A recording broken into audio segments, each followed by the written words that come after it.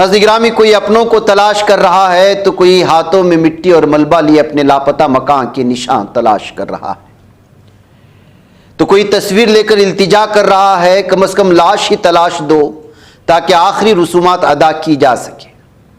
कोई गमजदा चेहरे के साथ आंखों में आंसू लिए क़यामत क़ैस तबाही के आसार देख रहा है। उसी के साथ इमदादी टीम कुछ कुछ मशीनों और कुदाल फावड़ों से मलबा हटाने का काम कर रहे हैं, लेकिन उसकी रफ्तार इतनी सुस्त है कि महीनों लग जाएंगे टनों मिट्टी मलबे के नीचे दबे कुछ को बाहर निकालने में।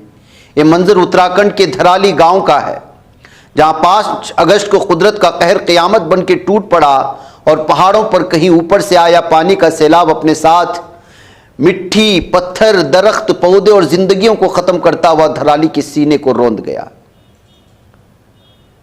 इस क़यामत के गुजर जाने के बचे हुए निशान में ज़िंदगी की तलाश तो की जा रही है, लेकिन क्या वो नतीजा ख़ैज़ होगा, कहना मुश्किल है। रोज़नामा भास्कर की एक रिपोर्ट कहती है कि 1 हफ्ता गुजर जाने के बाद भी अब तक सिर्फ 2 लाशें बरामद की जा सकी हैं, वो भी उन लोगों की जो मलबे और दलदल के ऊपर थी। बकिया तकरीबन 80 एकड़ रकबे पर फैले मलबे और मिट्टी में तो कुछ तलाश किया जाना ही नामुमकिन लग रहा है। रोज़नामा भास्कर की रिपोर्ट के मुताबिक धराली गांव का ज़्यादातर हिस्सा मलबे में दफन हो चुका है।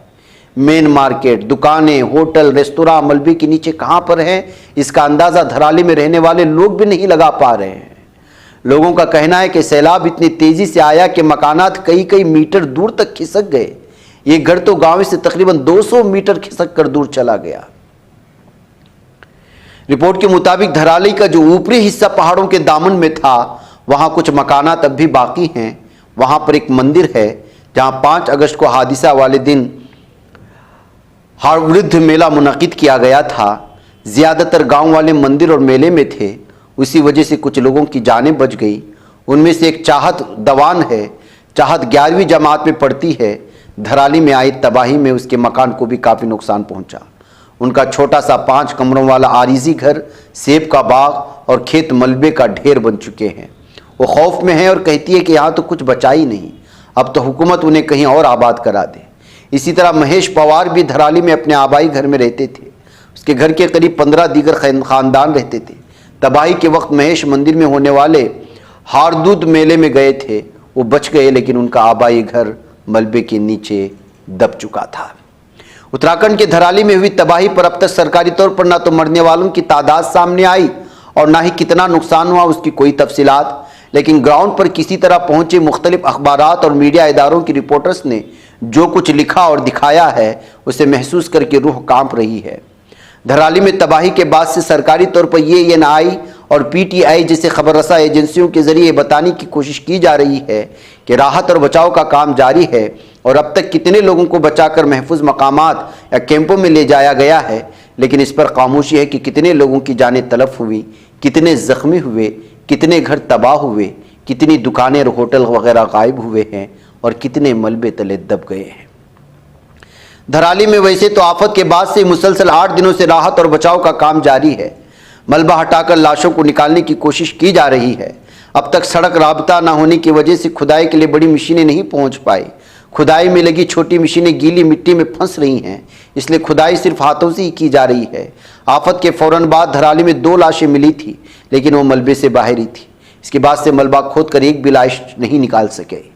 खुदाई के काम में सबसे बड़ी रुकावट मलबे में बड़ी बड़ी चट्टानों का है। एक अंदाजे के मुताबिक तकरीबन 80 एकड़ पर फैला मलबा 30 से 40 फीट ऊंचा है। मलबे में पत्थरों के साथ बहकर आई मिट्टी और रेत भी है, जो खुदाई में सबसे बड़ी रुकावट बन रही हैं। एक रिपोर्ट बताती है कि अब तक जो भी मशीनें किसी न किसी तरह धराली तक पहुंची, उनसे मलबा तो हटा दिया जाता है, लेकिन फौरन ही गीला मलबा इर्द गिर्द से फिर वहां पर इकट्ठा हो जाता है। दूसरी जानिब धराली से चंद किलोमीटर दूर माधुरी परेड ग्राउंड सरकारी हेलीकॉप्टरों की आवाज़ से कांपता रहता है। इस जगह को आरिजी कैंप के तौर पर कायम किया गया है। धराली में फंसे हुए लोगों को लाने फिर धराली में इमदाद भेजने का काम किया जा रहा है, लेकिन इस ग्राउंड में मौजूद न्यूज़ लॉन्ड्री के लिए रिपोर्टिंग करने वाले गोयनका अवार्ड याफ्ता सीनियर सहाफ़ी हरदीश जोशी की रिपोर्ट बताती है जिन लोगों को लाया जा रहा है उनमें धराली का एक भी मकामी बाशिंदा नहीं है। महकैफ नाज़रीन गिरामी, किस तरह से जो है यहाँ पर सूरत हाल बनी है धराली के गांव में, एक लंबी रिपोर्ट है। हर कोई जो है ज़िंदगी के इन मसाइल से जूझ रहा है। जब सैलाब आता है, जब बादल फटते हैं तो किस तरह गांव के गांव तबाह हो जाते हैं, आप अंदाज़ा लगाएं। गुज़िश्ता साल इसी तरह का मंज़र केरला के वायनाड में हमें नज़र आया था।